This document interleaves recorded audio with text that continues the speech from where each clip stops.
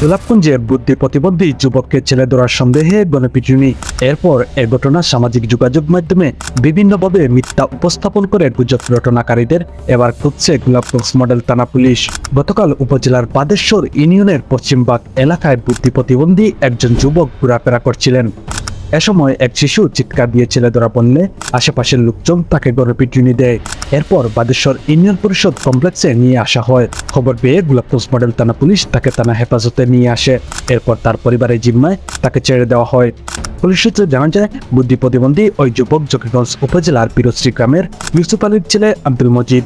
এবার আব্দুল মজিদকে নিয়ে সামাজিক যোগাযোগ মাধ্যমে বিভিন্নভাবে মিথ্যা উপস্থাপন করে গুজব রটনাকারীদের খুঁজছে গোলাপগঞ্জ মডেল থানা পুলিশ। সোমবার বিষয়টি নিশ্চিত করে গোলাপগঞ্জ মডেল থানা পুলিশ পরিদর্শক তদন্ত সুমন চন্দ্র সরকার বলেন, গুজবের সাথে যাকেই জড়িত পাবো আমরা তার বিরুদ্ধে আইনানুগ ব্যবস্থা গ্রহণ করব। শামীম হোসেন, গিবস 24।